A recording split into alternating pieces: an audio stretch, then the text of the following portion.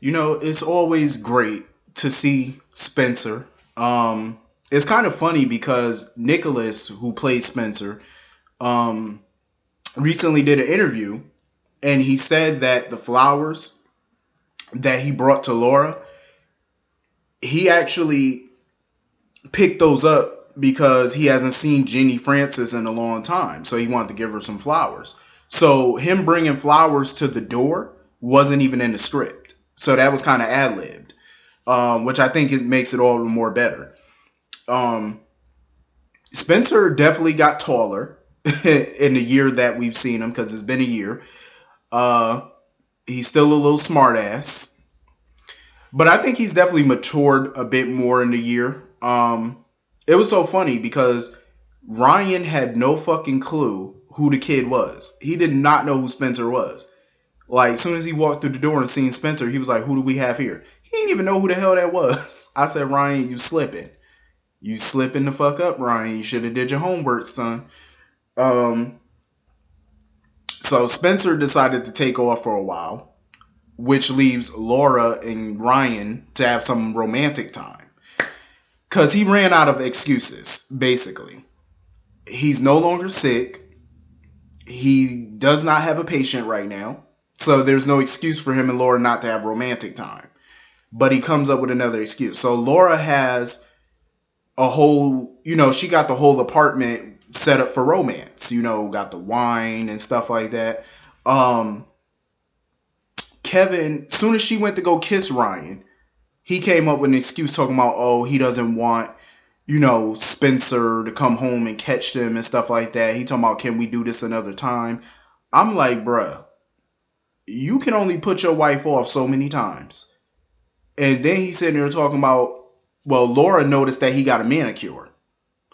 And she know Kevin don't get manicures. See, all of this is gonna start adding up to Laura. Number one, he's eating foods that Kevin don't eat that she noticed. You sleep in the guest room ever since she's been back. You haven't even attempted to kiss her or make love to her since she's been back. Who does that? If you haven't seen your spouse in months and when they finally come home, you're not even trying to kiss them, yeah, that definitely would ring some serious alarms. Um, and Kevin warned Ryan that he was going to keep slipping up. He was going to make little slip ups that people were going to notice. Laura has been noticing a lot of these slip ups. Like, she's been noticing. And she's taking notes on this shit. I know she is. And the mere fact that every time she tries to get intimate with him, he comes up with all these excuses not to do it. I'm like, yeah, she's not going to take this shit too much longer. Like, she's already getting a little antsy about this shit. Like, you fucking up, Ryan. Um, I love the scenes with Ava and Spencer. But I also love the scenes with her and Ryan because she keeps letting this man counsel her. I'm like, Ava, no. She basically wants to leave town because she's having all these dark thoughts about Kiki and Griffin. Ryan keeps encouraging her to stay in town. I said, Ava, stop listening to him, please. Like, you're gonna fuck around and do something because of this asshole that you can't take back. I'm telling you, stop listening to this fool. He keeps encouraging her crazy. Like, she keeps having these dark thoughts and he's encouraging this shit. He talking about, oh, you're not like other women I met because the other women are not psychotic. They're not fucking crazy. They're not killers. So of course he's taking a liking to Ava. Of course he is. I bet you it won't be long until he starts making flirtatious moves on her because her dark thoughts are turning him on. Like, you could tell by his face, like it's definitely turning him on. Like, he liking her more and more because he feels like she's a lot like him. In a way, she's not though, because she's not psychotic. But it's like, she ain't no serial killer or no shit. But he likes it. He likes this dark side to her. Like, I'm like, yeah, get the hell away from him quickly. But I did love the scenes between her and Spencer. I love how Spencer just tore into her ass because he felt betrayed. She promised Spencer that she would testify against Valentine so Spencer could win his civil suit. Then she turned around and betrayed Spencer and Nicholas. And I don't blame Spencer for being pissed about that. Because he told her, he was like, the woman that he saw in the hospital bed was a beautiful woman. But, she had a heart. She was caring. But this woman that he's looking at now, she's heartless and cold. And I think that really struck a chord with her because her and Spencer, I love their little bond that they had last year. You know what I'm saying? Like they had a really good bond. And it sucks that it came down to this, her choosing her looks over getting justice for Nicholas. Um, so I don't blame Spencer for tearing into her ass. I really don't, and I'm glad he did because she deserved it. Um, and it's so funny how he mentioned Jocelyn's breakup. I'm like, just not too long ago, him and Jocelyn were the same damn age, and now she's like 15 years old, and he's still what 10. I'm like, that's crazy. Um, but I'm glad that they haven't Sorour Spencer because I like the actor who plays him. And I think Frank Valentini really does like the actor that plays him. So it's pretty dope that they kept him, even though they're fucking with the ages. But that's what soap operas do, though. They fudge. You can't really pay attention to ages on this show. You can't. You really can't. Because sometimes they Sorour people, sometimes they de-Sorour people. It happens. It's what they do. Um, I thoroughly enjoyed the scenes with Monica and Jason because it's about time Jason reaches out to her.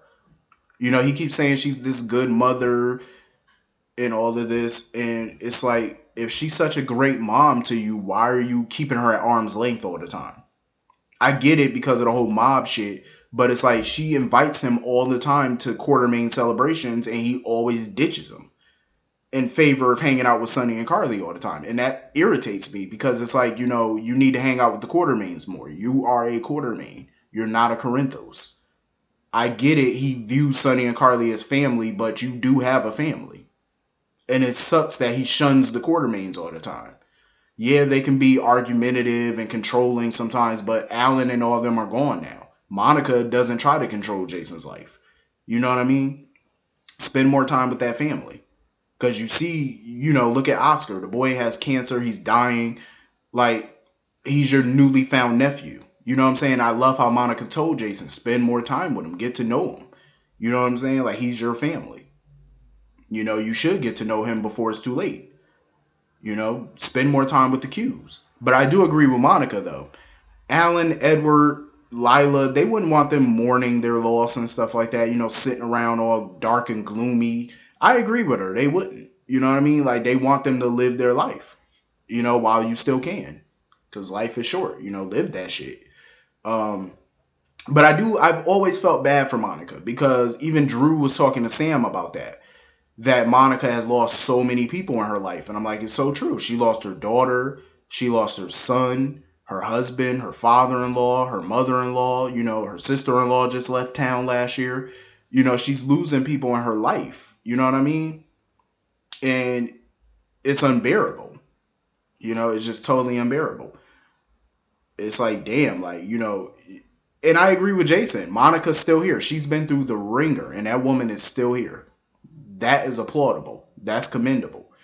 Um, the Sam and Drew scene, I did like it that Drew came to Sam and stuff like that, looking for a shoulder to lean on.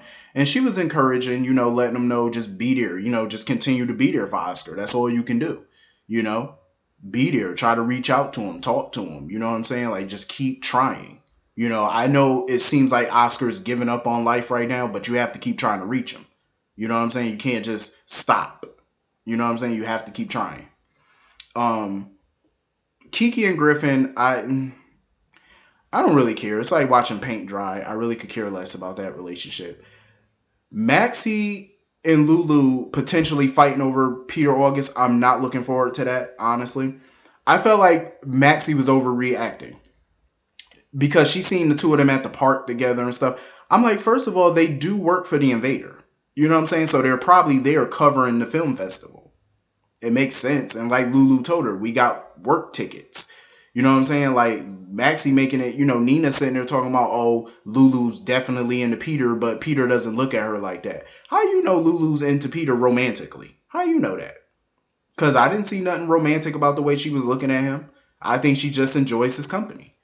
She is still married. She does still love her husband. I don't think she's looking at Peter that way.